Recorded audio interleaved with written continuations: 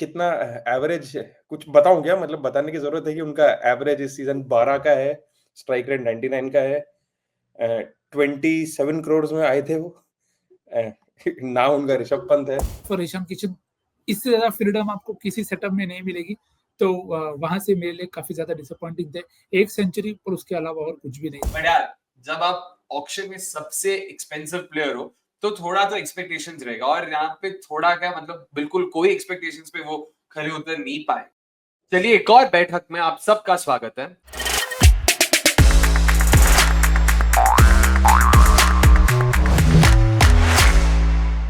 आज हम किसी टीम या प्लेयर के बारे में बात नहीं करने वाले। आज हम एक 11 बनाने वाले और एक ऐसा 11 which will consist of players जिन्होंने हम सबके एक्सपेक्टेशंस को मैच नहीं किया। बस इतना बोलूंगा और यहीं से स्टार्ट करते हैं। तो निखिल भाई जल्दी से बताइए आपका पहला ओपनर कौन है? शुरू करते हैं फिर। काफ़ी चर्चा रही है इंटेंट। तो एक इंटेंट वाला ओपनर मेरी तरफ से जैक फ्रेजर मैकॉक साहब। 9 का एवरेज है, जितने भी मैचेस खेले उतने। कितने मैचेस खेले बोलने की जरूरत नहीं है, 5 से ज्यादा खेले फॉर श्योर। तो या JFM early entry high intent top edge पकड़ लेना भाई। सोमेश, तो फिर जेक फ्रेजर मैकॉक के साथ ओपनिंग कौन कर रहा है भाई? यार सबसे स्ट्रेट फॉरवर्ड नाम तो निखिल ने ऑलरेडी ले लिया है, तो दैट्स गॉन। उस पर कोई इशू नहीं था। आई फील कि अगर किसी को जेएफएम के साथ होना चाहिए as the second most underwhelming opener, I'd pick Travis Head, क्योंकि एट अ कॉस्ट जिस पे वो आए हैं 14 crore, is a lot of money, and I don't think he has played a single match winning knock this entire season so far, at least so far. And अब तो खैर काफी देर हो चुकी है, अब वो खेल भी लेंगे तो टीम के सीजन पे कोई इम्पैक्ट नहीं होने वाला। तो in terms of expectations versus what actually pan out, I'd feel I'd pick Travis Head as the underwhelming opener.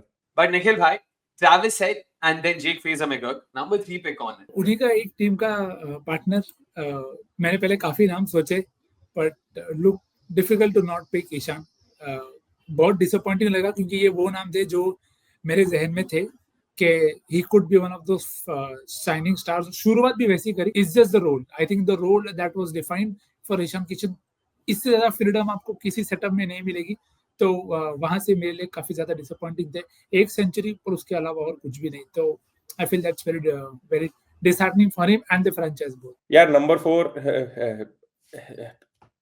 मतलब बोलने की जरूरत ही नहीं है। आई थिंक बहुत ऑब्वियस है। वो इस टीम का, उनको कैप्टन भी बना सकते हो आप, इस टीम का उनको विकेट कीपर भी बना सकते हो आप। कितना एवरेज कुछ बताऊं क्या? मतलब बताने की जरूरत है कि उनका एवरेज इस सीजन 12 का है, स्ट्राइक रेट 99 का है। 27 करोड़ में आए थे वो। नाम उनका ऋषभ पंत है। तो I think yeah number 4 is as easy as it gets. Number 4 is Rishabh Pant. I agree with Somesh. I don't think you'll find a more straightforward pick tonight. देखते हैं अगर होता है तो, but Rishabh Pant has to be it. But यार, जब आप auction में सबसे एक्सपेंसिव प्लेयर हो, तो थोड़ा तो एक्सपेक्टेशंस रहेगा और यहाँ पे थोड़ा क्या मतलब बिल्कुल कोई एक्सपेक्टेशंस पे वो खरे उतर नहीं पाए। निखिल भाई, number 4 Pant, number 3 already gone for Ishan Kishan. 3 left handers हो चुके हैं भाई टॉप 4 में। कोई राइट हैंडर आने वाला है इसको कॉम्प्लीमेंट करने के लिए कि फिर से एक और लेफ्ट हैंडर? ऑप्शन है मेरे पास नंबर 5 के लिए। 2 नाम थे मेरे जहन में, वेंकटेश अय्यर और लियाम लिविंगस्टन। वेंकी क्योंकि अगेन आई वुड, यार नंबर 5 उनका और आइडियल स्लॉट नहीं है, हमें पता है। तो it is reflective in the numbers that he has. 19 का एवरेज है, 1.50 मारी है 6 गेम में at that spot. That is been disappointing. Livingstone को भी अगर आप देखें तो 5 गेम में उनकी भी 1.50 आई है, एवरेज ऑफ 20, और ज्यादा रन बने ही नहीं है। एक के 77 run in the season eight that spot, दूसरे के 83 और समथिंग लाइक दैट। तो both I think have an equal chance to make it to that 11. Nikhil ने जो 2 नाम लिए, अगर मेरे को उनमें से बिल्कुल स्ट्रेट फॉरवर्ड पिक करना है तो I will pick Venkatesh Iyer, because again थोड़ा ज्यादा एक्सपेक्टेड था, not just on because of the price point, but overall भी एक्सपेक्टेशन होती है। मतलब एक पॉलिश्ड आईपीएल प्लेयर है वो, अब तक तो काफी एस्टैब्लिश है। चलो ओवरसीज स्पॉट तो रख लिया आपने, लेकिन नंबर 6 पे आप किसको खिला रहे हो फिलहाल? My number 6 would be Marcus Stoinis. Again I think कुछ 7 इनिंग्स में 80 रन है उनके with the bat, which is not even 10 runs in innings. Bowling wise, he's not picked up a single wicket. कुछ 11.4 की इकोनॉमी से उन्होंने run दिए हैं। तो he's not contributed in either department, and he came at 11 crores. So on that note, I'd pick Stoinis at my number 6. I mean, I can understand. मेरे को लगता है शायद वहाँ पे थोड़ा फिटनेस का भी कंसर्न रहा है उनके साथ, बैक का कंसर्न था, तो शायद इसके लिए बॉलिंग भी नहीं कर पाए, तो इसके लिए मैंने उनको वैसे उस लिहाज से देखा नहीं, और इफेक्टिवली ही was googlied out of this tournament, अगर आप वैसे कहेंगे तो। काफी दफा सुयश ने भी गुगली डाली, वरुण की भी गुगली पे आउट हुए थे, if I am not wrong, तो you can understand those troubles are always documented. I am okay with Stoinis at 6, एक अच्छा बॉलिंग ऑप्शन भी मिल जाएगा दैट वे। नंबर 7 पे मेरे को डिस्प्यूट ही नहीं था, मेरे मन में एक ही नाम था, तो sorry RR and sorry Dubey साहब, but Shubham Dubey, I genuinely at times feel bad for people like him, क्योंकि बहुत, एक तो आप गेम में बहुत नीचे आ रहे हो, आपका यूसेज भी वैसा है, शायद आपकी स्किल्स बेटर हो ऊपर के लिए, पर for the trust shown in him आपको एक भी गेम में उनसे रिटर्न नहीं आना, I felt was very unfortunate for him and for RR both, but yeah that is what it is. मेरे लिए तो Shivam Dubey A is very surprising, B is very harsh, क्योंकि ये उनकी फॉल्ट नहीं है कि वो वहां आ रहे, ये टीम का सेटअप है, मतलब वो जबरदस्ती उनसे वो काम कराना चाह रहे हैं, it's not the players fault, and he या 80 lakhs अगेन, मेरे दिमाग में वो यार, मतलब कहीं ना कहीं वो अग्रवाल बुद्धि आई जाती है कि भाई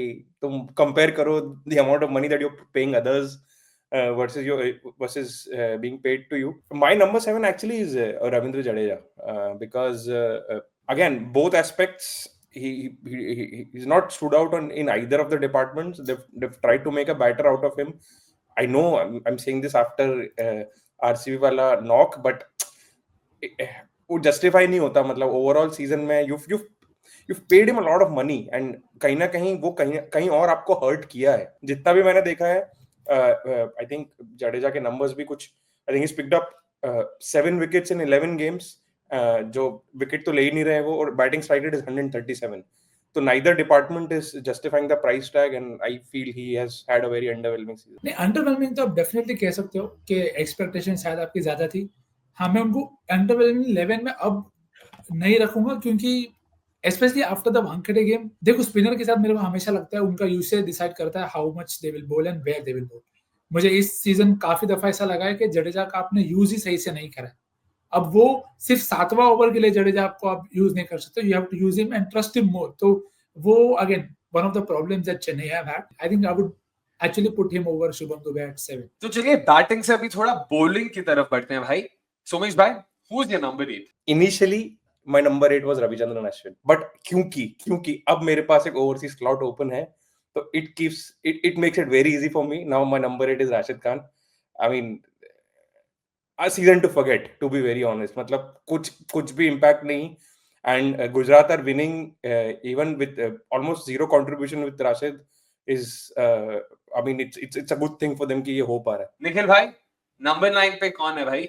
9 पे सॉरी शामी भाई, आप ट्वीट कर देना आपको चाहिए तो, पर मेरे नंबर 9 आप हो। 6 विकेट है 9 गेम में, इकोनॉमी 11 के ऊपर की, very very disappointing season. Form नहीं है, रिदम नहीं है, कुछ ऐसा पॉजिटिव निकल के नहीं आया, so unfortunate as it is, but Shami भाई एट नंबर 9 फॉर मी। मेरा नंबर 10 इज रवि बिश्नोई, क्योंकि वो नंबर 9 भी हो सकते थे, फर्क नहीं पड़ता, बट अमंग स्पिनर्स विद जिन्होंने एटलीस्ट 10 ओवर इस सीजन में डाले हैं, Ravi Bishnoi is the most expensive, and 10 game में 9 विकेट है, तो उनका हर्षल चहल, तुषार देशपांडे टाइप का सीजन भी नहीं जा रहा है, जो हिस्टोरिकली जैसा उनका जाता है कि इन 3 बॉलर्स का, कि भाई पिटते बहुत है पर विकेट्स लेते हैं, तो यहाँ तो पिट भी बहुत रहे हैं और विकेट्स भी नहीं आ रहे, तो worst of both worlds, he came at 11 crores, which is a huge sum of money to be paid. So yeah, my number 10 is Ravi Bishnoi. Nikhil bhai, number 11, who is it? Former CSK guy, sorry Tushar bhai, I've tried a lot to see a lot of potential in him, और है भी I think उनमें, पर पूरा very very forgettable season for him and RR।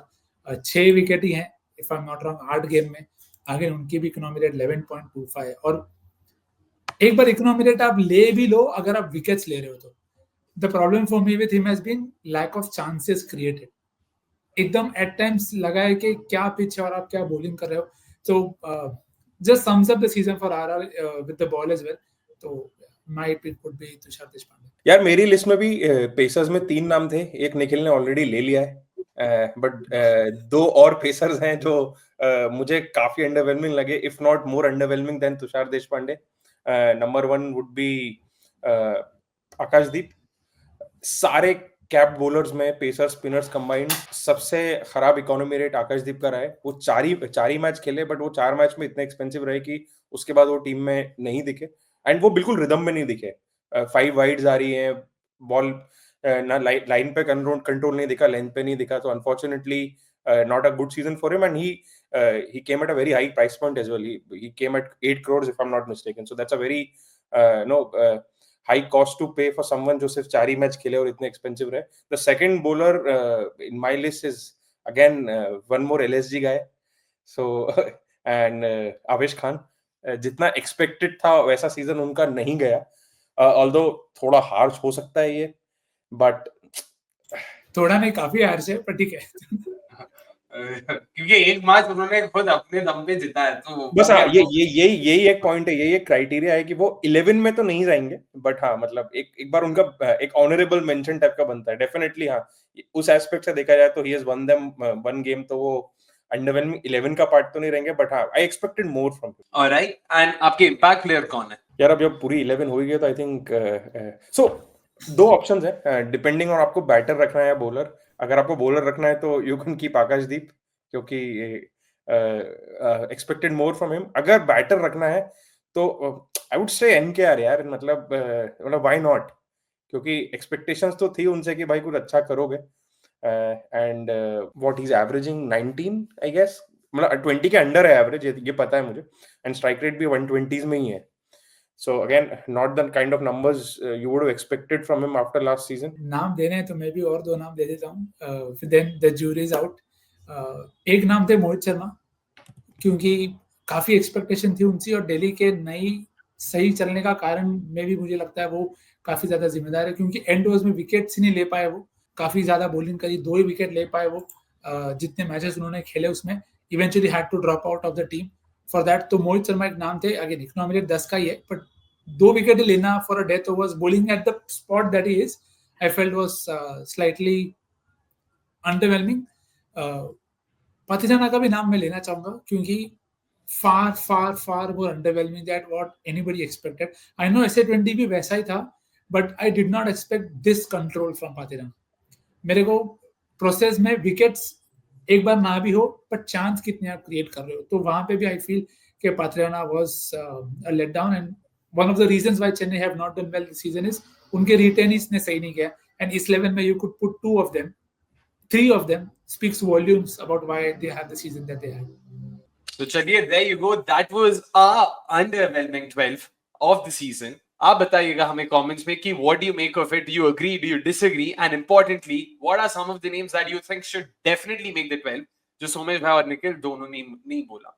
Until then, it's a goodbye from all of us. Thank you so much for tuning in. Please make sure आपने like button दबा दिया है, and we will meet you guys very soon.